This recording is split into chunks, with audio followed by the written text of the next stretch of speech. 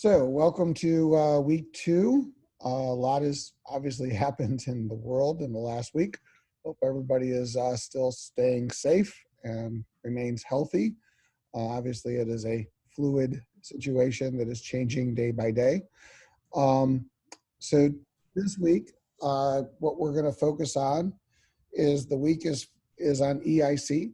So we are going to talk about the assignment that you've just completed on EIC for Nike, go over that and discuss that assignment and the solution, including any data on what's been going on the last couple of days, because it seems to be happening in real time.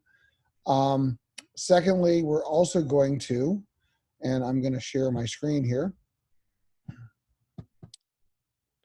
but one of the things I also want to focus on is we're going to choose later tonight the three companies that your teams are going to work on for the group projects that you're going to present in week 7, which is a big portion of your grade. So if you haven't selected a team that you want to work, or company that you want to work on, because I know like Netflix, I think one of the teams emailed me about, but you can see in the last section, they chose Delta, Tesla, and Peloton. But these are the companies that you're going to be doing your group projects on. So if you haven't thought about who they are, I would say talk amongst yourselves in the chat room and make sure you clarify it. But later, before we leave tonight, we're going to finalize the 3 companies you're working on.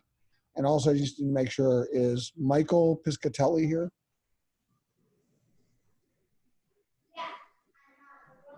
Michael Piscatelli, or Mike, or William or Bill Sherman on this call? Because I got 2 people. I'm trying to figure out who they are, if they're actually still registered in this class, because they need to be in groups. Not online? Okay. All right, so that's what we're going to focus on tonight. We'll talk a little bit about week 3's assignment at the end. So a lot of this week was on EIC, and I also uploaded here a link to, under announcements, for lecture note 2. And again, in the files section, I created a folder called lecture notes, which is now available to you. And as we do different lecture notes, they will be posted here. Also, once you guys choose a company to work on, I'll create a folder for the team projects. And in the team project folder, I will put the company name. And then as I pull data from Bloomberg to help you guys, just like we did for the EIC, I will also post it there about the company you choose and make that available to your teams. Right? So that is what is up and coming. But let's start talking about EIC. And just again, context. EIC basically says that about half of the performance of a company, of the company is the external environment. And that's really what the E and the I and the EIC is about. So thinking about the economic environment, thinking about the industry environment, and to some degree the competitive environment that the company is facing. So when we think about the E part of the EIC, and again, this is covered in the lecture note, which was in the video, we're basically trying to answer 2 questions. So question number 1, what's happening in the economy? Question number 2, case of Nike, how tied is Nike to changes in the economy? So with that in mind, what's going on with the economy? Whether it's the data I gave you or any other information. Anybody have any thoughts on, or what you've read that you want to share with the group? So this is Jose. Yeah. I read an article stating that from Morgan Stanley that they predict that the GDP growth was going to be negative 0.25 overall for 2020. So and obviously the first quarter is probably going to look somewhat good, but the next 3 quarters are going to be not so good. Yeah, people are in real time revising it down. And so I'll share with you a Bloomberg screenshot I actually posted on LinkedIn earlier this week, because this one scared me. You can see this. But what it basically said was that China's GDP is expected to go down minus 20% year over year in January, February. That March was getting a little better, but it was a 20% drop in the first 2 months of this year. And that's one of the things that freaked Wall Street out, because suddenly people were talking about negative GDP growth as the economy shut down. So as we're not allowed to go anywhere, you saw today they closed the border with Canada. Basically with all these restrictions, you got the governor of California using the words martial law, which are new to the conversation today that hadn't previously been used. He's actually said, I'm not planning on doing it, but we're discussing it. And that further kind of freaked things out. But that being said, that's where you're seeing that in real time, people are starting to wonder what's happening to the economy.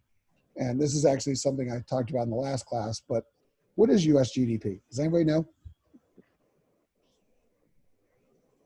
Last year, how big was our GDP, approximately?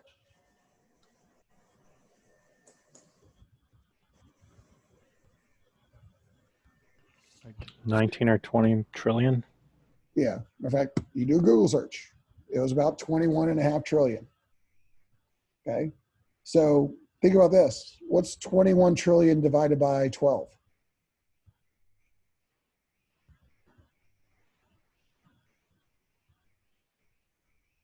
Half trillion. 1.7-ish, 1.8, somewhere in that range. So there's the point. If you wonder why Congress today is talking about putting $1 to $2 trillion of fiscal stimulus in the economy, it's our GDP is about 1.7, 1.8 trillion dollars a month if we do a straight line. And for the next 30 to 60 days, nobody's buying anything. Nobody's going anywhere. JetBlue today, it was kind of scary actually. Jump over to Bloomberg.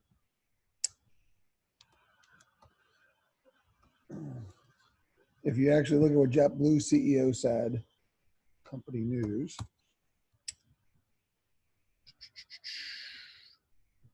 he basically said that their revenue is down 82%. And they normally have $22 million a day of people buying tickets. Right now they have $4 million a day of people buying tickets. And they're actually giving out more than $4 million a day in refunds. And that happened in literally 2 weeks. And JetBlue is just indicative of insert the airline here. But airlines, hotels, just travel in general, retail stores, Macy's announced they're closing all their stores worldwide. That lack of economic activity is part of the problem. And so I give this in context because when we think about Nike, even in the assignment, we have to decide, is this economic thing long-term? Or is this like a short-term blip that we can ignore and everything's going to be hunky-dory eventually and go back to normal? So I think that would actually be part of the analysis in the real world that people are starting to do with Nike. All right. But let's go back to, what did you guys say? I gave you some data earlier from Bloomberg. What else did you say about the economy and how bad it's going to be for how long?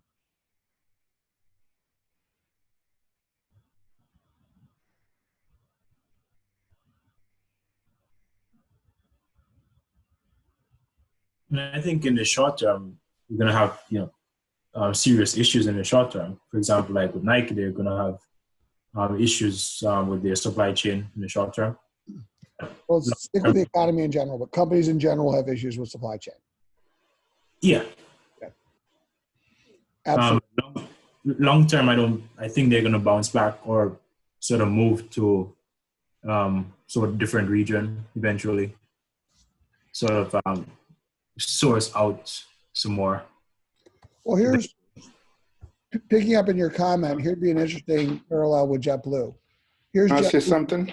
Please go ahead. Yes. I believe it's going to be hard to know what's going to be, because what's going on right now is going to have a snowball effect. Yes.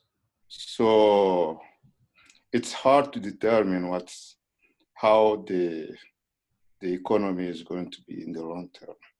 So we'll just wait to see a little bit. But in finance, we can't wait. We have to price now. So I guess what I'm asking is, let's assume that we're dealing with this uncertainty. How could we have answered the uncertainty in the context of our E question?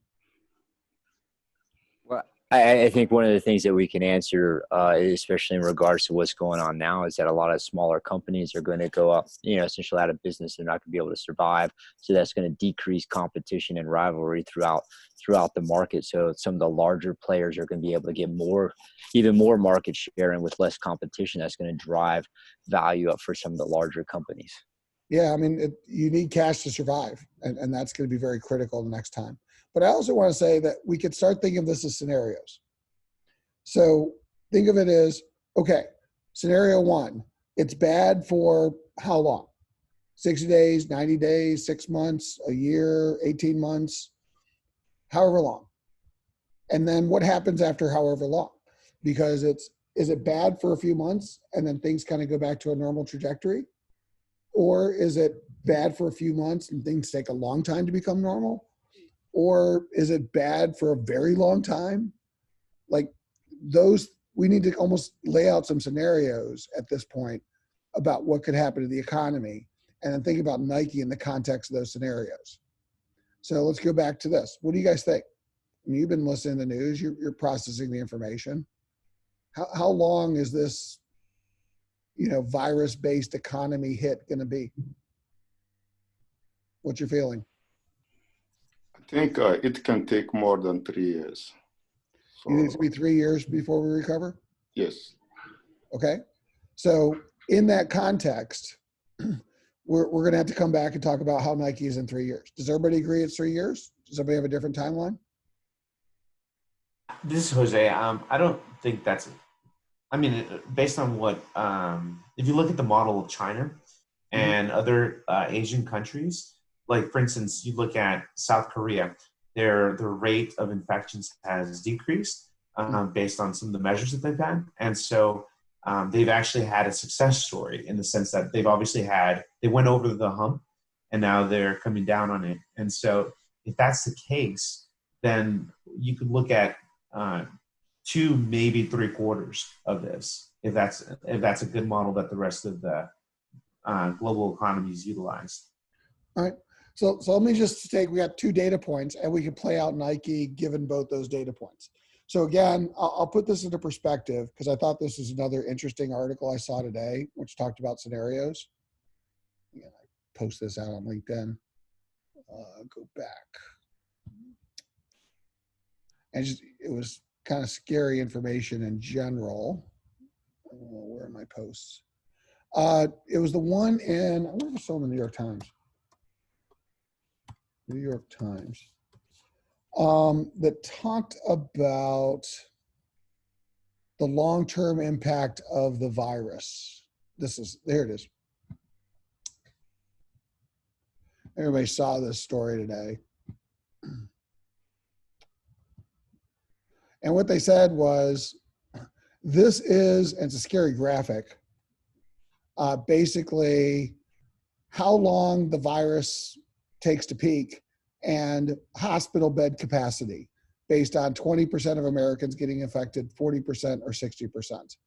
And essentially, if 60% of Americans get affected in the next 6 months, we will need 8 times the number of hospital and ICU beds for the vast majority of the country that exists today, versus only if we do it 18 months, we actually will meet capacity. And that's why they're talking about kind of bending the curve. And if you actually deal the article down here, these are the actual curves, because here's how much hospital beds we have, here's how many are unoccupied, and this is the peak depending on what happens. By the way, if we get here, a lot of people die and a lot of people have to ration care. But the point of the story is, same idea with the economy, is that's what we need to think about at this point. Like when we deal with a lot of uncertainty, we have to start thinking in terms of scenarios. So what is the scenario of the economy for the 3-year, it's going to be really bad? What is the scenario for the 3 to 6 month scenario, it's going to be bad, and then return to normal? And then how would either of those 2 scenarios affect Nike? Okay. But in the context of the homework assignment that you did, part of it would have started out with the data, and this would be more normal times. So I'm going to go back to Bloomberg. And you'd have looked at the screenshot that I gave you for Nike. And the first screenshot that I would have given you for Nike would have given you the beta and the industry beta. And what would have been the answer to sensitivity historically based on this beta? How would we answer it mathematically? What would we have said? Well, we would have just said the beta is near 1, that it moves with the market. Okay. I'd want you to use specific numbers. Near 1, unfortunately, is not specific enough. What number are you looking at? 1.1. All right, 1.1. Exactly. Yes. And Nike's 1.05. So both slightly more sensitive. So they're both going to be economically sensitive. Nike a little less, 1.05 versus 1.1 to the industry, but we do care about economic sensitivity. Now, what else is happening with Nike individually that we might care about their economic sensitivity before we get to the industry? What other things are happening to Nike that are being really hurt by this economy right now?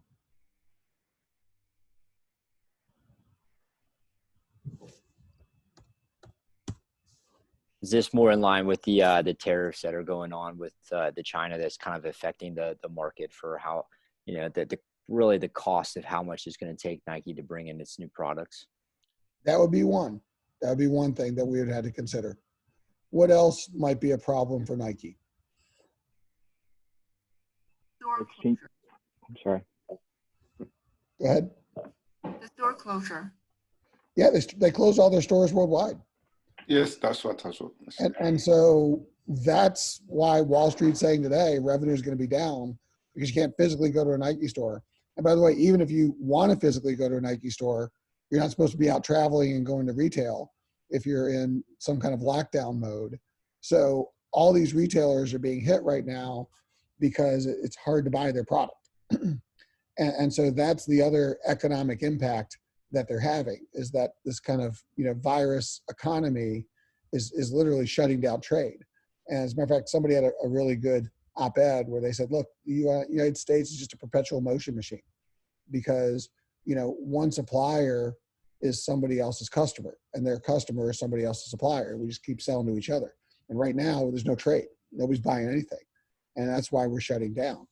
That's the problem with the JetBlue analogy. That's how you go from 22 million a month to 4 million a month. That's why, you know, you're going to see unemployment spike very quickly above 10% because people are laying off this week in mass. You know, Hilton, Marriott's are laying off half their employees. Poor person on Marriott's probably on this call. Hope you still have a job. You know, basically you're just seeing companies are just literally shutting down, and that's happening all at once. So Nike's caught up in that because nobody's buying anything in the short term. So again, we're going to try and understand, is this a short-term thing? Is it a long-term thing? Does it change the world? But at least they're going to be hit short-term, more so than probably their historical beta represents, and probably for a period of time before it recovers. And then the reason why this is going to matter is in a few weeks, we're going to build Excel models. And if Nike was your company, you're going to have to forecast Nike's growth rate. And right now, Nike's long-term growth rate that Wall Street is expecting on an annualized basis is 8% to 7% a year. So if we think that the long-term effects of the economy are going to hurt a company like Nike's industry more, these growth rates might be 5 to 6% versus 8%, right? And that's eventually what we're going to have to translate as part of this conversation. So just to understand where EIC will eventually play into our numbers, okay?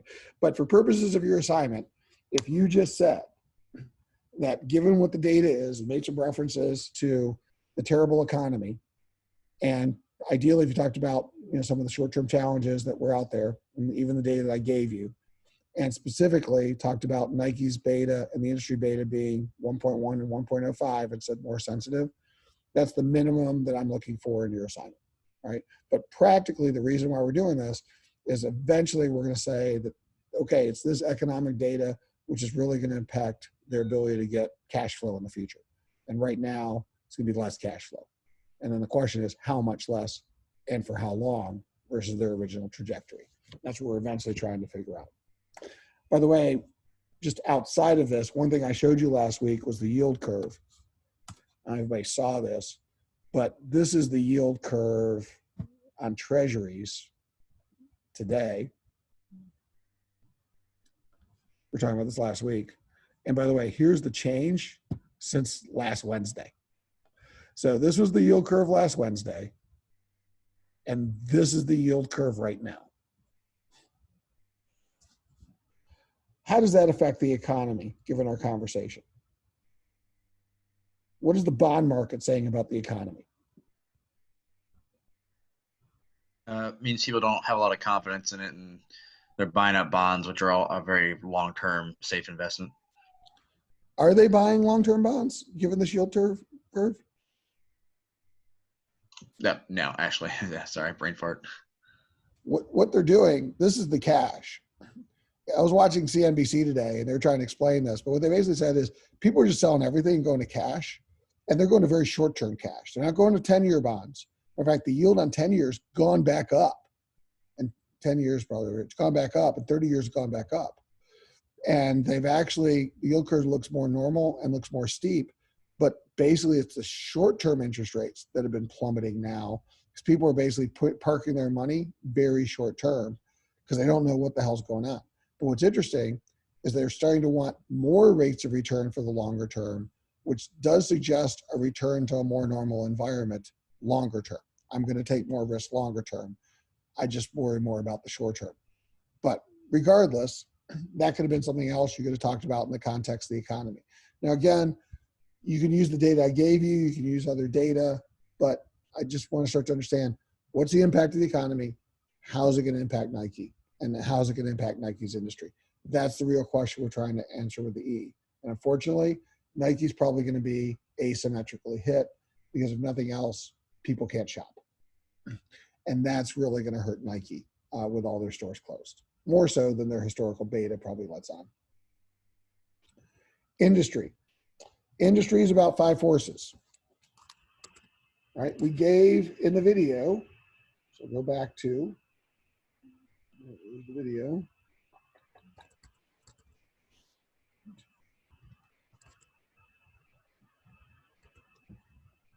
Trying to get to my,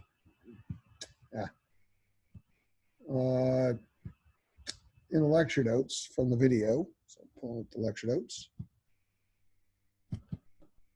There we go. A definition of an attractive industry. So in the context of Nike,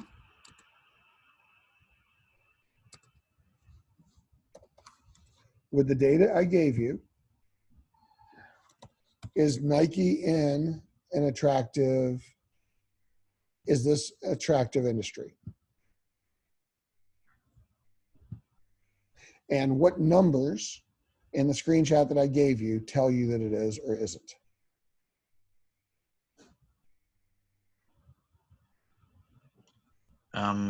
It is because their their return is higher than that of the cost of capital. Which return are you referring to? ROIC. Which one? Sorry. OP, ROIC return. Why OP, operating return? Why that one?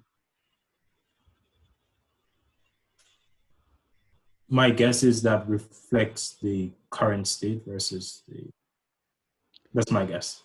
Well, they both represent the state of last year.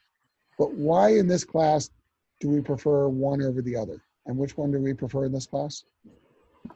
So we prefer the, because it removes all the non-operating benefits from the ROIC. Yeah. So the operating ROIC is just selling shoes, selling clothes. It's what they do. The ROIC LF includes non-operating items. So Nike is a total company, positive spread, and the industry, positive spread, 25.77 minus 10.97. But if I'm doing a five forces, the five forces is being done not on the non-operating stuff. The five forces is being done on the operating stuff. So therefore, we talk about operating ROIC and the operating performance of their business. That's what we're trying to sync up. So in this class, we're defining industry attractive, operating ROIC greater than WACC. And what you have to say is 37.78 minus 10.97. That's why it's an attractive industry. Does Nike demonstrate competitive advantage financially? And if so or not so, what numbers tell us? So yes, it does give competitive advantage because it's operating ROIC of 41.32 is much higher, about 4 or 5 points higher than the industry average, and its cost of capital is less. So it has by only about 0.95%, but it's still less. So it has more of a positive spread than the industry, than its main competition. Yeah. What's very important is your final point. It's about the relative spread, not just the absolute ROIC, but exactly what you said. It's the relative spread's higher. And that's why we would say Nike demonstrates competitive advantage. Look at Adidas. Does Adidas create value? Yes, it creates value, but it's less than the industry. Does Adidas demonstrate competitive advantage? No, because it's about 10% lower than the industry. Yes. So I'm sure if there were people on this call that worked at Adidas, you'd be like, hey, we're a great company. People love us. And I don't doubt you're not a good company. But what I would argue is there's a lot of good companies in the athleisure market right now. What makes you better than them? You're not performing better because you're doing something unique that's different. You're just in a good place. That's the way I want you to start to look at this. There's an industry rate of return of 38%. And Adidas is making 28. So it's not 28 is not great. It's just given the industry is doing better. So they're not doing better than their peers. Therefore, they're not demonstrating competitive advantage. What about Under Armour? What can we say about Under Armour right now? Is Under Armour creating value? They're destroying value, and they're the weakest of the subset. Which ironically, a couple years ago, completely different story. But this is just the challenge that Under Armour is currently going through. Okay, so that's just the data part that I want to make sure everybody is clear on as we start to analyze the data that we're going to see this semester. Operating ROIC versus WACC, relative spread determines whether that's attractive or an unattractive industry. Relative spread of the company against the industry spread is whether or not we believe you're demonstrating financial advantage, competitive advantage. Five forces. We now have to explain this spread. So if we take 37.78 minus 10.97, the first part of the five forces, why is that spread so high? Buyer power, supplier power, substitutes, barrier to entry and exit, rivalry. In the context of those five things, what did you guys say is in your homework that gives this industry such an attractive spread? Because we know, to make one more last comment before I open it up, we know that the industry has an attractive spread, therefore the five forces have to explain it. And by the way, the five forces don't have to be 20%, 20%, 20%, 20%, etc. Like some forces could be more important to explaining the spread than others. So in that context, why does this industry have a positive spread? But I think one of the big things that make this industry have a positive spread is the bargaining power of the suppliers. I mean, everything's outsourced to cheap labor, so it allows them to cut their cost of capital down. So I think that's one of the big telling things that the industry has. All right, so we got power suppliers is in favor of the industry, and for the reasons that you said, that helps the industry. So that's one force that's favorable. Okay. Are there others? Can I talk about the barrier to entry? Okay. The barrier to entry is favorable to the industry. Okay, why? first of all, the industry is at the maturity phase. So for a new entrant to be successful, it's going to have to take some shares from the incumbent. So the incumbent in the industry are going to retaliate. They can even sell their product at zero profit. And beside that, there is a capital requirement, intense capital requirement to enter the industry. You need capital to buy some equipment, to build the facility. So all these things require a lot of money, and it's going to be hard for a new entrant to enter the industry. So the second comment you made is pretty straightforward. There's a high level of capital to get people to build your nationwide global brand and get people to want to pay lots of money for your athleisure products. The first one, you made the argument that Nike could basically put a gun to your head and say, I'll cut the price, but they're not cutting the price. So I'm not so sure that the ability to cut price is the barrier to entry. I think there's some other things going on that allow them, the industry, to get higher prices sustainably. Because last time I checked, you're not buying a pair of yoga pants for $10, and you're not buying a pair of tennis shoes for $10 either. Like, these are very expensive purchases. So I don't think it's about price. Could it be that they just have, taking advantage of economies of scale and probably economies of scope? That could be, but how does that lead to additional, just since we're focused on barriers to entry, how does that, anybody can jump in on this, how does that help this industry better barriers to entry? Well, I mean, pretty set global supply chain and production network versus an incumbent like the previous classmate was saying, which gives them a way higher threshold. Well, here's the thing. There is a global supply chain, but I'm going to pick on a random person here who's hiding without a video, Ike. Could Ike tap that global supply chain to create Ike's line of clothes? I have been participating. Yes, what's the question? I'm sorry. I didn't realize that was you. Yeah, it was me. I guess, so sorry. I give him. Ike, could you create Ike's brand of clothes very easily and tap this global supply chain? As a new entrant? Yeah. No. There's the other issue. So even though they have this global supply chain, I can outsource to contract manufacturing. It's not that easy to tap that. You need some level of scale or commitment or capital to get there, and that's a barrier to entry.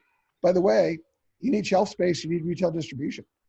And you're not just going to walk in and say, hey, Foot Locker, give me a bunch of space.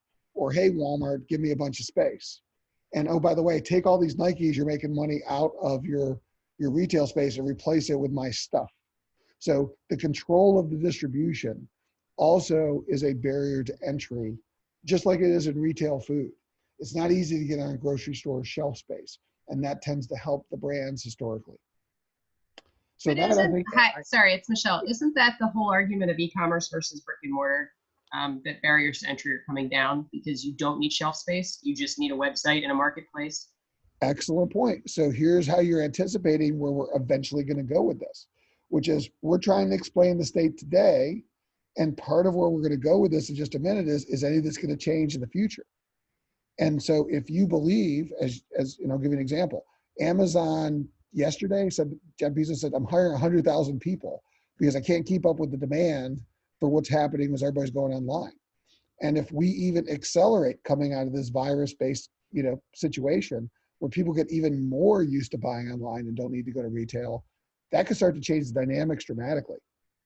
So absolutely, that's something to consider. But right now, we have to think about it, and then how that changes is going to be important. And that's one of the scenarios I think is very legitimate to consider. Professor, So we'll go to the future. I do want to focus on now, but go ahead. In the IBIS report that you gave us for the data, it still noted though that even though there's barriers to entry, because it's such an attractive industry, there's still I remember quoting it right, like upwards of 1,000 new firms will probably try to join that industry within the next 4 years or something like that. And so that's where the barriers to entry could start to come down, and it's easier to do it. But right now, the barrier has been historically high. So today versus future. Because if we had 4,000 competitors and the industry was ultra competitive, you wouldn't see the data on this screen. It just wouldn't happen. It would look more like the automobile industry where it was cutthroat competition, no one's making money. So something about this oligopoly is allowing this industry to do phenomenally well, with the exception of Under Armour, who just shot themselves in the foot, right? So what else? We got 3 more forces to talk about. What else helps the industry or hurts the industry? And those are the 3 forces. When you have rivalry among the competitors that basically drives new innovation and new products, like it was saying with Nike and smart shoes, shoes that track all your product process, stuff like that. Is the rivalry amongst these players helping or hurting this industry profitability? And I would say helping. why? I don't think so. Who said helping? I did, Charles. Why? It drives innovation. It forces them to try to outdo the other. Okay, who said hurting? Me. Go ahead. Why hurting? Because I think when I read the article you sent us, they said that the domestic market was flooded with foreign goods that are cheaper, and they are taking 40% of the market. So, but for the 6% that these companies have, with the exception of Under Armour, is anybody doing poorly? Today? No. So here's what I believe, and this is just anecdotal, but this is my comment earlier. Nobody's selling you shoes at $10 a pair that's on this list. Nobody's selling you athletic, apparel that's really cheap. This industry doesn't compete on price. They compete on quality. They compete on brand. They compete on whatever you want to say. But the last thing they want to do is they're not in a price war. This isn't the dollar menu at McDonald's. Okay. So that's the point. Like, yes, there's rivalry, but it's a more friendly rivalry because it's almost like they're implicitly saying, I'm going to compete on something else, but I'm not going to do a price war, at least not yet. And I think that makes the rivalry a little less intense, right? Versus if this was the commodity where everybody's cutthroat competitive in a lot of firms, you'd see much lower returns. So I don't think the rivalry today, and I'll use the word quantifying because I think the other point somebody made about this could change in the future, is all that intense, which goes back to buyer power. Are the buyers exerting power in a way that's hurting these firms? I actually think they're doing so. I think, speaking about Under Armour, I remember hearing a lot of Under Armour's problems were because a lot of their inventory was being discounted at retailers like Sports Authority. Yep. So, obviously buyers know that things go on sale, and this was hurting their ability to sell new products at a higher price. I think your point about Under Armour is the exception that proves the rule, by the way. Why did Under Armour get in so much trouble besides the accounting fraud? What was the real problem? And everybody knows that they've been accused of accounting fraud. They kind of admitted they cooked the books because they were growing at 20% a year, and then they didn't grow 20% a year anymore. So they were shipping products to make it look like they were growing 20% a year without them actually being sales. So they were stuffing the channel with inventory because they wanted to look like they were meeting their sales targets, but they weren't actually selling it. And then they eventually had to take it back and just discount. But what was the original sin? Where did Under Armour really have challenges about 2 years ago? Because they launched a new market category, which was a complete disaster. Shoes. And what happened in the shoe business? They were terrible. Who did they hire? By the way, who did they hire for $25 million to be their brand ambassador? Steph Curry. Exactly right. And what was the goal of doing that? To garner a new wave of kids and people to wear Under Armour shoes and get traction with the brand as an NBA sponsored brand with a top player's face attached to it. And how well did that work out? Well, for one, the Warriors stopped being good and Steph got hurt. Well, actually, it was a disaster when they were still winning the championships. Yeah. I mean, I think the Warriors also went from, not to go off topic too much, from being, the beloved underdog to the one always winning, and like people started to either really love them or hate them, like the Yankees, kind of. But I think you're making two good points, though. One point, hold on, I'll get back to you in a second. One point that he just made that I think is relevant to our conversation is that this industry also has a barrier to entry because of the brands and the ties to the athletics and the sports, the personalities. The partnerships. The partnerships that they make, thank you. And that was something they tried to take advantage of, but they didn't realize how strong those partnerships are with all these sports teams. So just because you have Steph Curry shoes doesn't mean that everybody that's got the Nike contract at the University of Alabama is going to suddenly shift over and use all these things, or shift over the Cleveland Cavaliers who were using LeBron shoes at the time. So the point is that these other things carry over, and I think that was one of the things that in a way hurt our buyer power because we're kind of loyal to the brands, and they underestimated how loyal people were. And after they introduced these shoes, 9 of the top 10 selling shoes the year after they introduced them were Nike, and number 10 was Adidas. They didn't break the top 10. And then they had to slash and discount the shoes and give them away.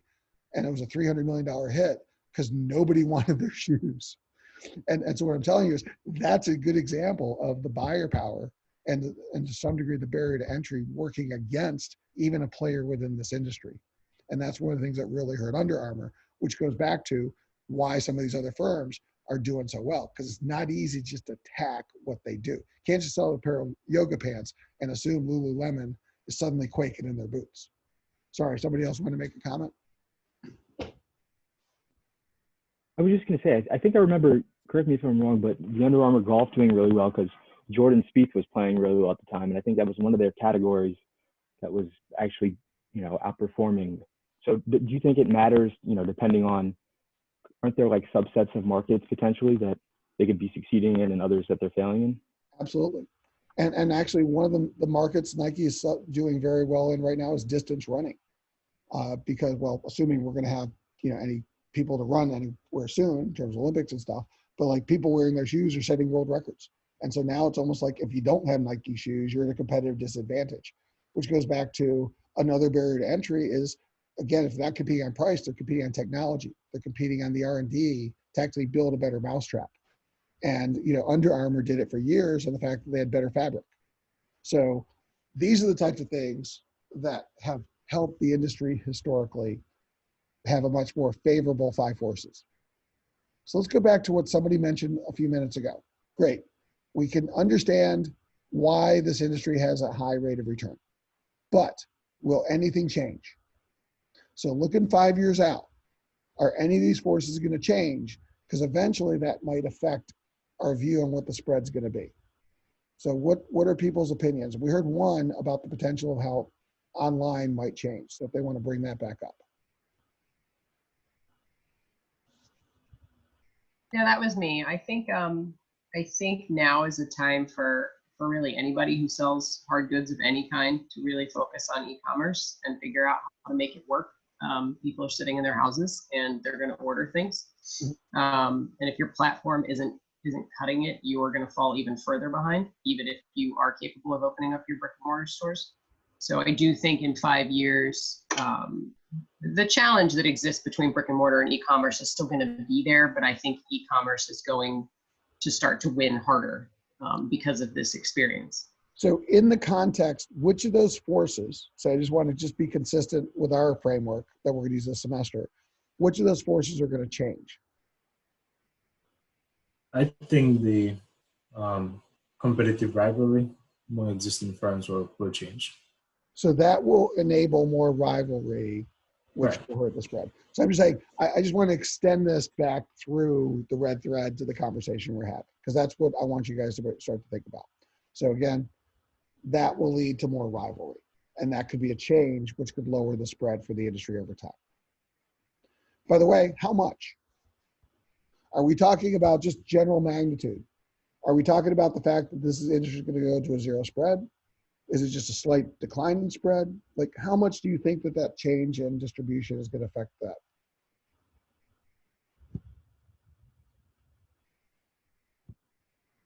And I'm kind of posing this question back to who made the original comment? Michelle. Michelle? It was me, and I have no idea. Well, but give you your feeling, because that's what we're eventually going to have to do in a few weeks. Because again, I go back to, you're going to forecast Nike's cash flows if Nike were your company. And when you start forecasting their cash flows, how much do you reduce them based on the comments that you think that you made? Because we're going to have to try and quantify it, at least directionally. So little, lot. You know, it's interesting for Nike. I'm not sure how much it's going to impact it at all. I think they are the behemoth in this industry by a lot. So to them in particular, I don't know that it will. I don't know that it will impact their spread in a meaningful way at all. I think for some of the others and maybe the industry overall, I think the spread will decrease a couple points. I think people are going to have to spend more money to get their e-commerce platforms and their supply chains up to par in order to support that, which is going to be a bigger investment. And I think it'll be a little while until they see a return on that investment. So let me translate. Industry, slightly lower spread.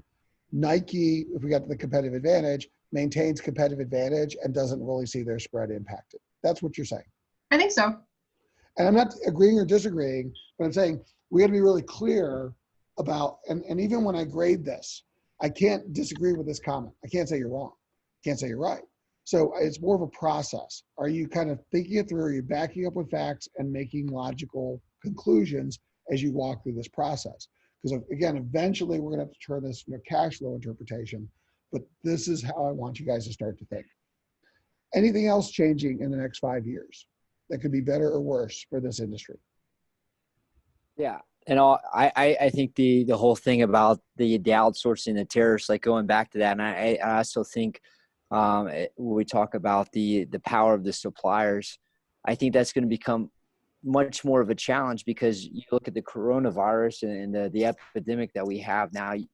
I think it's insane not to think there's going to be some new government policies or regulations coming on the back end that may restrict travel, restrict commerce, the free flow of trade that we had, and slow down globalization a little bit. So I think that is going to negatively affect the industry and drive up the cost of capital for this. So I think that's going to hurt the spread overall, and it's definitely going to hurt Nike that outsources most of its products. So again, your view is tougher industry, tougher Nike. And again, you both have valid ideas, and that's actually where scenarios can come into play. So for example, when we get to the valuations, we talk about bulls and bears. And so I want to think about the thread of how we would tie this through. So we might create a bull scenario, might create a bear scenario. And then by looking at that, we can decide where we think it's more likely. Right? And that's eventually where we're going to go with this. Right? By the way, as you're thinking about this, I want to go back to the readings of the book and reinforce one other point. The lessons of this slide should be burned into your brain beyond this class. What's this slide all about? Anybody do the reading or remember this? All about ROIC in the long run reverts to zero, that it decays over time. Yeah.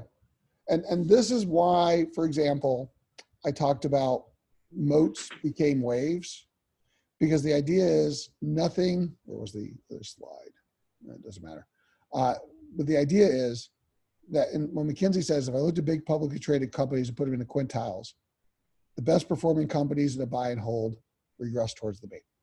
And ironically, the poor performers tend to improve their performance over time. So it's really hard to maintain the types of returns that you see in this industry over time, because either competitors show up, consumer preferences change, the world evolves, the market system is moving, and it's moving at a faster rate. So just as an example, 40 years ago, who were the top companies? Who would we be talking about today in the class if we ran this class 40 years ago in 1980? GE. Yeah, the whole class would be about GE. In 1990, who would we be talking about?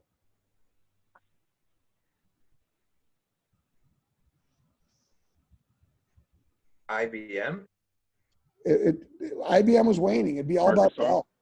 It'd be Dell, and then eventually Wintel. And what I'm saying is, now we're talking about Google and Facebook and Amazon, and in 20 years we're going to be talking about somebody else. And it's not an indictment against any of those other companies.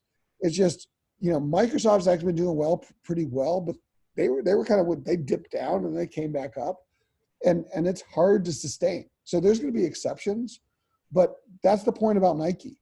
Like, we should think about this industry that over time, having this level of spread for a very long period of time is really hard to do. I'm not saying that they can't do it, but we got to really question, how long is this going to happen? And that's the other point. Maybe the answer is it takes longer than 5 years, or maybe because of what's happening in the world today, and as omni-channel and e-commerce takes off, it could happen at an accelerated rate. I'll give you one example I mentioned in the last class. Think about the grocery aisle. A decade ago, your grocery store was filled with all brands for the same reason that this industry does well, because the retailers controlled the channel, and you're not just going to put your bowl of cereal or box of cereal on there if it wasn't Fruit Loops or General Mills, Kraft, whoever, Kellogg. But here's the point. 10 years later, it's all generics. They make more money in the generics than they do the brands. The brands have lost a lot of shelf space because the model has changed. And what I'm saying is, could that happen in this industry for athleisure? That within a decade, could we see a similar situation where instead of buying Lululemon and Adidas and Nike, we don't care, and we're like, we'll go to Zara or whatever the equivalent of Zara is in a few years and buy the no label stuff at a much lower price. And that could transform this industry. And by the way, we're going to buy it at home, sitting in our underwear versus actually going out to a store. So, and that's another point. Look at how all of you are dressed, right? You're dressed like you're at home in your underwear. Hopefully you're not showing that too much on the screen, or you just came from the gym. No one's formally dressed for this call. And I don't expect you to, because 10 years ago, you'd have been differently dressed because the world has changed, and even what you wear in the workplace. And that has benefited the athleisure industry. So is that a trend that's going to last long term? That's part of what we'd eventually have to figure out. And eventually it's probably going to be replaced by something else. But right now, that's actually benefited the industry because they have been a substitute to traditional formal, even workwear. And that's benefited all the companies on this list to do very well. So got to remember the ebbs and flows. Remember this, but also remember growth doesn't last nearly as long. This is the growth decay. And the number one reason the growth decay slows faster is law of large numbers. So even when we look at Nike, you see companies are growing 8% a year. It's hard to grow 8% a year when you get as big as Nike. And so very quickly, 8 becomes 5, and 5 becomes 2, right? And it's not an indictment against the company. It's the law of large number effect. So we have to be careful, because this is how Wall Street overvalues companies and undervalues companies. Because number one, they assume that this lasts forever, and it never goes down. And by the way, the other thing they assume is that there are some companies, JetBlue is the example I gave at the beginning of this class, that you assume will never recover. And I'm just saying that there's a scenario that says that, you know what, now's a really good time to buy JetBlue, right? And I'm just saying this academically because I don't want you to do this and blame me if you actually lost money in the real world. But there's an argument that says, number one, JetBlue could go to zero because they could go bankrupt given the coronavirus. But if you think they make it to the other side and they're not bailed out by the government, the share price used to be 20. There's nothing to believe that they're not going to get to $22 million a day in annual revenue and get back to up to $20 share price. You can make a killing in 3 years. That's this regression back towards the mean for the poor performers. So they can either go to zero, which some companies do, or they can go back to the mean. But that was the whole idea of the Fidelity Contra Fund. Fidelity Contra Fund is one of the few mutual funds over time that actually outperformed the market, because what they did is they just bought all the bad companies. And because as a group, they tend to move up, right? Matter of fact, on CNBC today, they were saying, now's a great time to buy a lot of stocks. You just got to, hold on for the ride, because it's probably going to get worse before it gets better. But in 3 years, you're going to find that, gee, I wish I could have bought the stocks. Just like in 2009, you probably wish you could have bought a bunch of stocks when they were at their bottom. So in any event, that's just something we also need to be careful when we do this analysis, because we can also think that Nike is going to last forever, and it may not, or this industry is going to last forever, because Lululemon didn't even exist 15 years ago. And now we're talking about them as a dominant player in athleisure. So world changes. All right, then we have the competitive advantage. We talked about why Nike is good, and somebody made some comments about Nike, but is Nike going to lose their competitive advantage?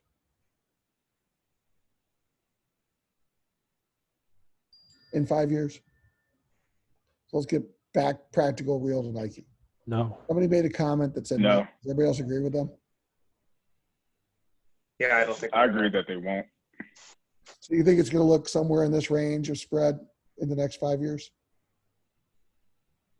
Yes. They have so many league sponsorships, like the NBA, the NHL, NBA, NFL, MLB, all sponsored under Nike for about the next 5 years. And they have fairly long-term contracts, which benefit them. Hard to get those things broken up. Okay. That's assuming there's ever a large sporting event ever again. I hope it's not. That's very depressing to think about. But yes, for whoever's left, after the virus wipes out 20% of us, yes. In any event, but that's part of what you need to do as you do your EIC. So very quickly, I'm going to switch this. Costco.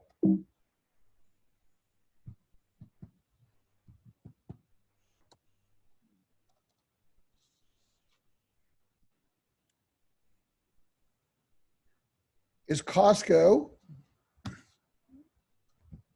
if this is the industry for discount retail in the US right now, was this an attractive industry? I'll say was, because after this week, God knows, but was this an attractive industry?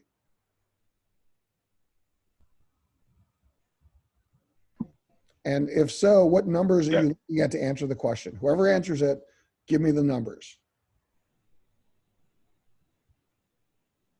Yes, it's an attractive industry because the operating ROIC at 13.2 is much higher than the weighted average cost of capital at 7.14. It's nearly double that, so it has a positive spread of about 6 percentage points or 6%. Great. Perfect answer. Now, does Costco demonstrate competitive advantage? Yes. Yes. Why? It has a larger spread than the industry. It's at 13.5, so it's about twice the spread than the industry. Yes. So again, easy to see that. If I look at a company like Target, does Target demonstrate competitive advantage? No. In line with the industry. Yeah. So we can do the math, and I'd want you to do the math in your answer. But yes, Target's creating value, but they're not demonstrating competitive advantage because they're just doing industry average, actually slightly below industry average. Okay. Now, I have a quick question, Professor. Yeah. When you talk about this, is it at all worth backing out?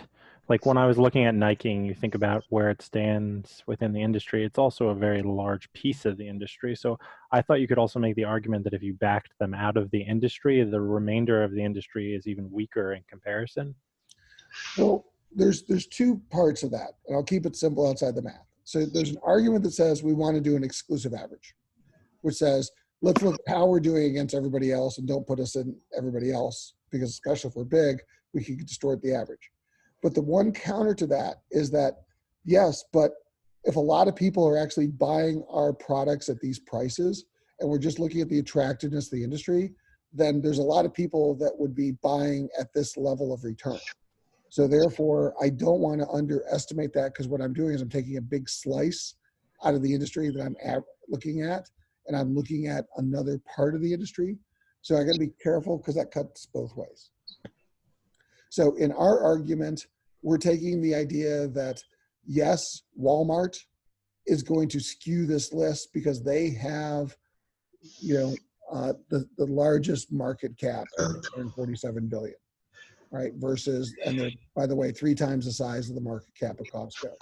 So they're going to have much more impact in the ROIC. But the flip side is there's a lot of people that are buying stuff at that level of ROIC.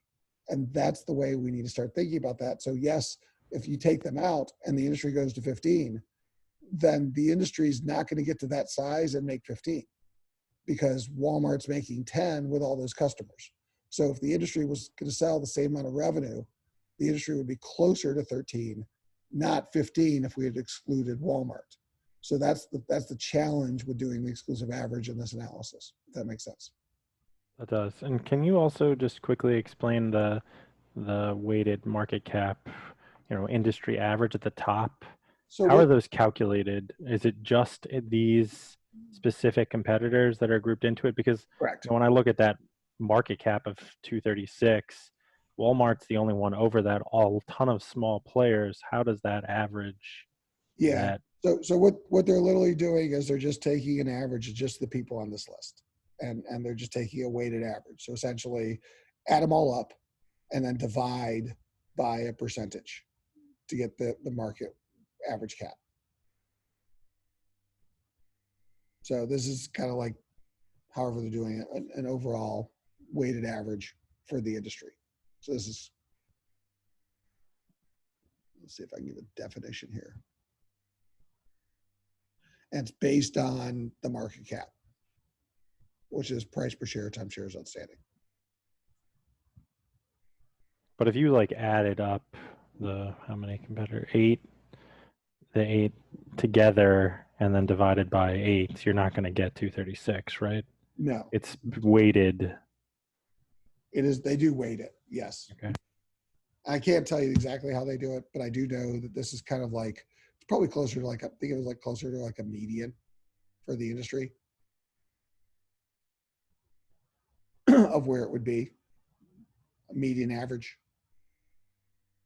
I don't know, it's a good question. I could ask Bloomberg how they're actually doing it, to be honest with you. I don't know. I just kind of taken it for granted for years. We rely on the tools. We're slaves to Excel and other tools. That's right. But in context of this analysis, I want to jump one more.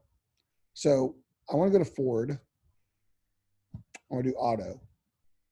But before we do this, I want to go back to the beta because there's an economic part of this as well.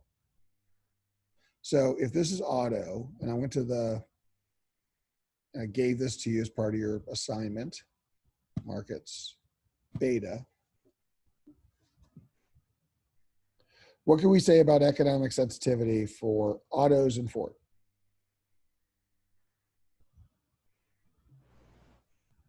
That autos move at 10% more volatile rate in general than the general marketplace, or 15%, and Ford is less volatile than autos and the market. Great. Why?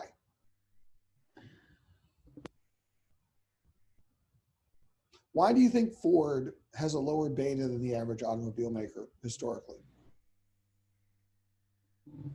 Fleet sales? Potentially fleet sales, but I think there's something else at work here. It's an opinion, but I think it's something else at work here. Just think about the U.S. car market. What does Ford sell? They sell more trucks than anything else. So therefore, what are they not selling? Just tons of cars, lots of models. They're very restricted on how many models. And what's been happening with people's preferences of what are we buying? With gas prices going back down, people are buying bigger vehicles again. Exactly. And so Ford is kind of in the right place. If you think about this last 2 years worth of beta, is that they've been protected because the market's been moving away from sedans and into crossovers, SUVs, trucks, and that's all Ford sells because they got out of sedans for all intents and purposes. They have a couple of small cars, but other than that, they got out of that business. They're a truck company. And so one could argue that their beta has been a little bit buoyed because of the types of cars that they've sold historically. And I just want to say that because that can be a little dangerous because right now, in today's virus shock, that beta may not be playing out, right? Because right now, Ford just shut down production in the United States today. They closed every one of their plants, right? And part of it is because U.S. auto sales are down like 30% in the last 3 weeks versus last year. It went down like 1% at the beginning of February, and then by mid-March, sales are down 30% year over year. People aren't buying cars, not in the middle of this crisis. And Ford is not immune to that. So the beta is a little misleading on a go-forward basis, because remember, we are looking in the rearview mirror. So I just wanted to make ourselves aware of that when we do the economic analysis. So I go back to what things might actually affect Ford in the future. Well, oil prices. So what is happening with oil if we think about a recovery? At $20 today. Yeah. I don't even know how to explain some of this stuff. So like when the market cap weighted average question came up. I don't think oil, anybody does oil currently. is at $22.73 a barrel. And if you want to look at a chart, that's the last 5 years, and that's year to date. You want to explain the current marketplace, just Sorry, pull up the VIX right now, right? Yeah, that's right. I did the wrong one. That was the price of oil. It's about oil. I use West Texas crude as an example. Yeah, this is oil prices. They were $60 a barrel at the beginning of the year. They're $20.37 today. So if oil prices stay this low and the market recovers, people aren't going to care about SUVs. Oil prices, gas prices are going to be below $1 pretty soon in some states. I don't know if this is going to last, but in any event, so it's hard to predict how long this is going to last. But that's something we'd have to do if we were estimating for Ford. All right, I'm going to pause because I know I've been doing a lot of talking. Questions about EIC?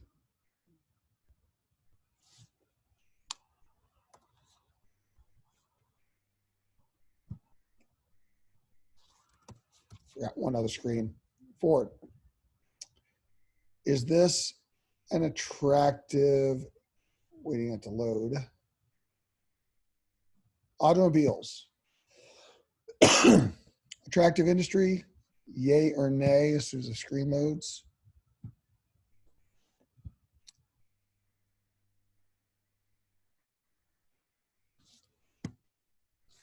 Attractive industry.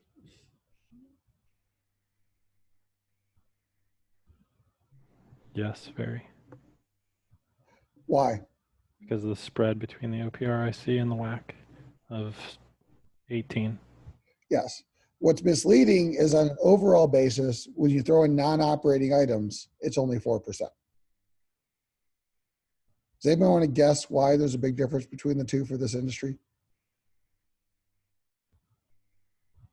Because aren't like most like auto companies like also lenders? Exactly. Because the operating ROIC is the car manufacturing, and when you throw in the fact that they have all these loans, Ford Motor Credit, Toyota Motor Credit, blah, blah, blah, kills their ROICs. So a lot of assets in the lending side. Good observation. But this is what we would use to determine in our class attractiveness. Unfortunately, Bloomberg is having trouble calculating a Ford operating ROIC, so we can't answer whether or not they're creating value. But regardless, for the industry, it is attractive outside the non-operating assets. All right, so back to teams. For week 7 of this class, you're going to do an EIC on a company that you choose. And so I would say, if you choose a company, I'm going to create a file or folder for that company with data, and I'll start putting in some data I found from Bloomberg. Obviously, you could use more, but you're going to do an EIC on that company. So who have you chosen? Let's go back to our team choices.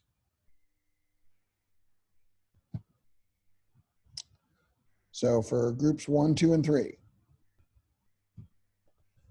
have any of you settled on a company yet? And I know that one team had requested Netflix. Who was that? Group 2. All right, so group 2, without objection, was Netflix.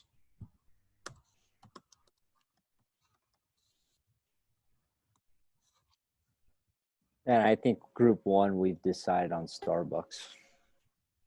Okay.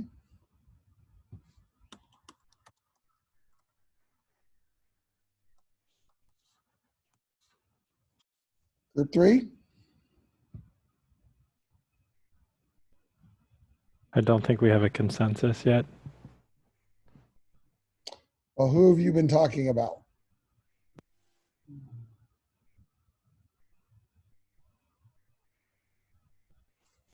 I made a few proposals. I put in for waste management. Okay. Who was your other proposal? Mondelez and Akame. I like any one of those. Does your team have a preference?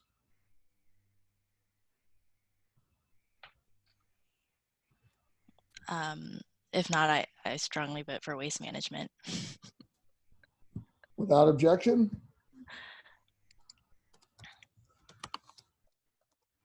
I'm fine with waste management. Yeah, no objections here. All right.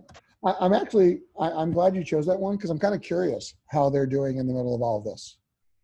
Because I think Netflix, it's more clear. Starbucks, a little bit more clear. Waste management, I actually don't know how they're doing all of this. So I'd be curious to hear what your team finds out. So go ahead. It's just going to be EIC. Well, so here's what's going to happen. So context. Each week of the class going forward, is home,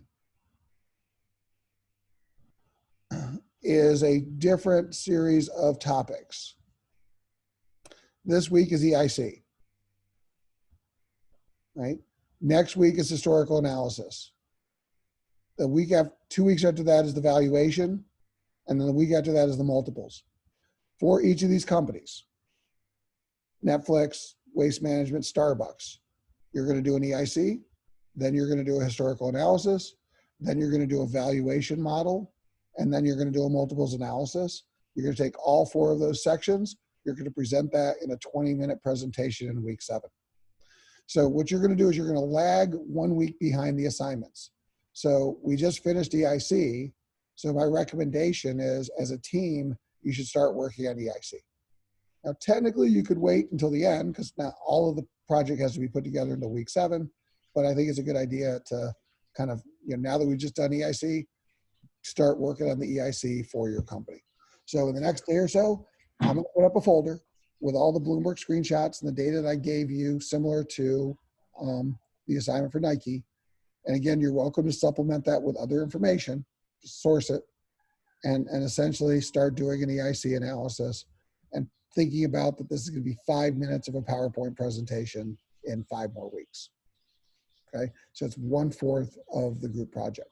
The only thing though is that these sections build on each other because your understanding of the EIC will influence how you come up with this cash flow valuation.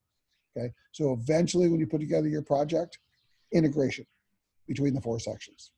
But essentially the way the class is set up, every week going forward, it's basically an individual homework assignment. And then once that's done, it's a group project part of your group project. So you start working on as a group. So at this point, I'd suggest start working on those 3 companies' EICs. All right. If you want clarifications along the way, welcome to talk to me. But again, you're going to be presenting this as a final presentation week 7. Hopefully that's somewhat clear.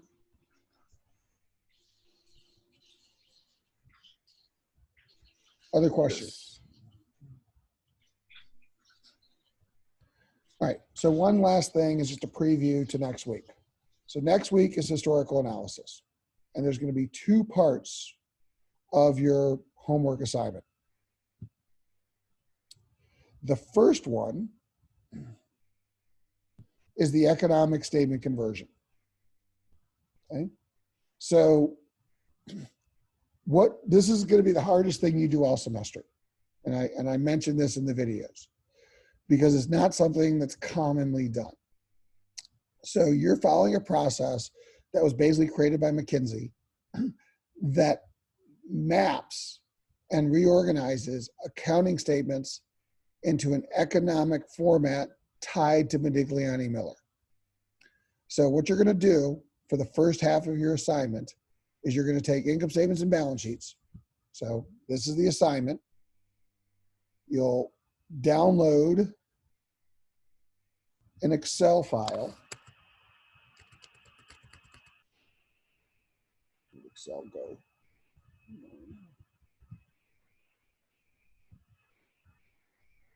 You'll download this Excel file.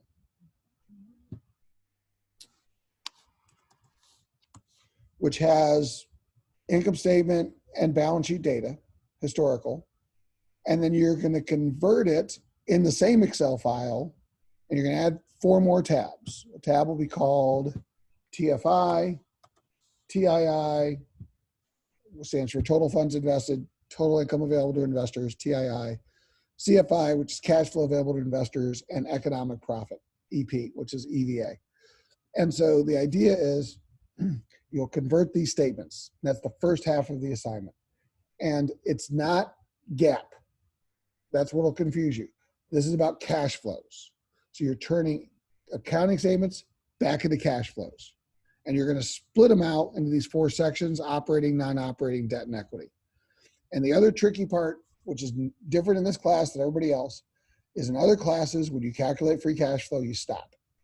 In this class, when you calculate free cash flow, you balance it with what did the company do with the free cash flow. So if I generate 300 million, where did I spend that 300 million? You're going to balance both sides of these statements. So the income side will be balanced with the financing side, or the investment will be balanced with the financing continually throughout the statements. And you're not going to like that because it's hard to balance these statements, but it'll give you much more insight into what's going on with the firms. That's the first half of your assignment. Also, just as a preview, that's midterm 1. Ironically, midterm 1 is the 6th week of the class, but nonetheless, that's midterm 1. Because I'm going to give you another company's random data, and you're going to have to convert it. So it's a practice dry run of midterm 1. The second half of the assignment is once you convert these statements, it's going to create something called an ROIC tree, and it's going to create a cash flow statement. And the model that we build in week 4 will automatically create those for your 3 companies. So you'll have one for Netflix, you'll have one for Waste Management, you'll have one for Starbucks. What you have to do for the assignment is I'm going to give you 2, an ROIC tree and a CFI, and you have to analyze it. So there's 2 parts to this upcoming assignment. One is take financial statements in the same spreadsheet, create tabs, submit the spreadsheet, convert accounting statements to economic statements. 2, take the converted economic statements and analyze them. That's the historical analysis. And by the way, it's the same process that you're going to do on the real world companies. You're just going to do it with the data that I give you for this first assignment. So that's what we're going to do in week 3. Just a preview. I wanted to mention that before we ended the class. You have a sense of what's coming up. Good. Questions about this or anything else? Because otherwise I will give you 10 minutes of your life back.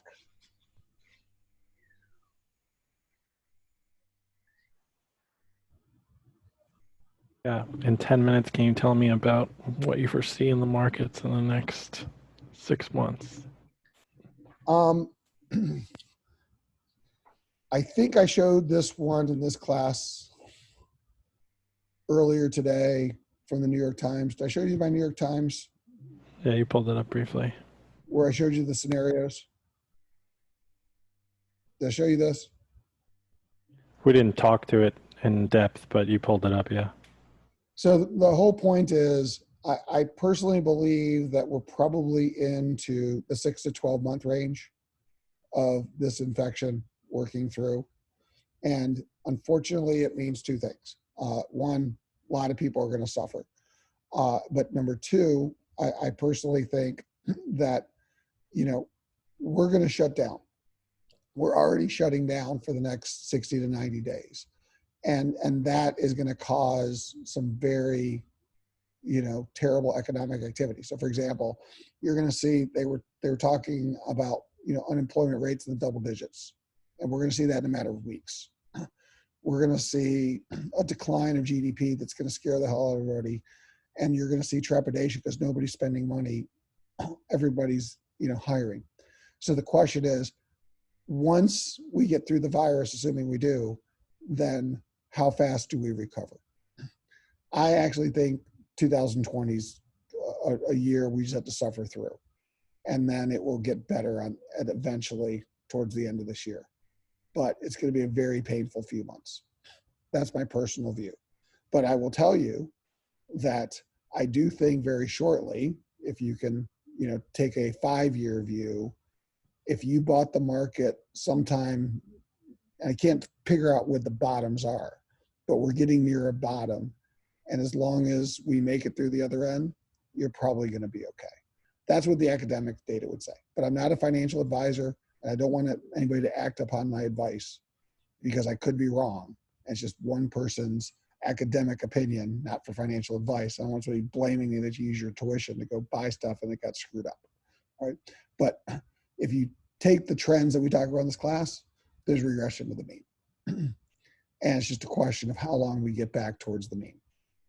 So I'm a believer it will eventually happen. Just how long? I think the next 6 to 12 months are going to be pretty ugly, fortunately. And I also base that on the data point I showed you about China. Like, China is a good proxy for how quickly economic activity can shut down. And is that because you're thinking if most of the supply chain activities from that end can be up and running, then it will ease with supply if demand picks up?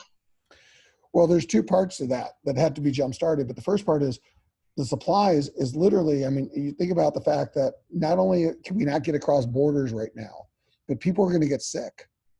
And so who's going to actually be there to fulfill all the merchandise orders and trucks and everything else if we have 40 to 60% of our population that's sick for at least 3 weeks? Even if it's a mild case, if you're sick and can't work for 3 weeks, like, how does the actual supply chain infrastructure work? And there's barriers being popped up all over the world. So I think that that's a problem. I'll just give an example. So, and this is real advice. You want real advice? Buy Tylenol. 80% of the world's acetaminophen, also known as Tylenol, is produced in India. And right now, India is not exporting it. They're hoarding it for their own population because Tylenol is one of the things that increasingly it looks like you need to take if you get this virus because you're going to get a fever. And what the initial data suggests is you're not supposed to take Motrin or ibuprofen. You're supposed to take Tylenol. So that's the point. There's going to be a run on Tylenol, and we're going to have a shortage of Tylenol. And the main ingredient for Tylenol is not being exported right now. And so if 80% of the world's supply of acetaminophen doesn't get exported, what happens? And how long before it starts getting exported again? And that's just one example of one product, but that's what's going to eventually have to be restarted because our economy is so global. And so it's not just the US restarting. These other countries have to restart too. And we could be better, but if our supply chain countries in Europe and Asia are completely screwed for 18 months, well, that drags us for a much longer period of time. We're a global world. And so that's, it is in our interest for this whole world to get through this as quickly as possible. And I just don't know. So I unfortunately, I would say hope for the best, plan for the worst, but, listen to epidemiologists. They're saying they're talking months. They're not talking weeks. So I don't know, but that's just one old person's opinion. I hope I'm wrong. And my second, I don't know if this is more of like a question or a comment, but do you think that right now the market is being sensitive, to just what we're hearing about the virus, or at this point in particular, the market is just looking at the fundamentals across the board and seeing how bad things are, and that's what it's reacting to? Well, one of the comments I would have made in normal times, and I actually think it's on one of your videos, is that Wall Street has trouble looking beyond 2 years. That we've become a 2-year society. And we almost have blinders beyond 2 years. Matter of fact, Warren Buffett made a lot of money long term because he realizes that people can't think more than 2 years. And so there's, I think, the challenge. But it's exacerbated right now because there is just so much uncertainty of what's going to happen because this is unprecedented. We don't have a historical comp for this because we've never shut down an entire world so quickly. I mean, we haven't cordoned off, Manhattan and California and San Francisco like we've done. We haven't shut down trade across borders. So you can't look back at the 2008, 2009 crisis and use it as a comp. So, and even what happened in the Great Depression rolled out over 2 or 3 years. Everything that's happened here happened in weeks. Like 3 weeks ago, there were 3 cases in Italy. 3 weeks ago, three cases. And now Italy's cases, I mean, They have over 3,000 deaths. They're going to surpass China soon.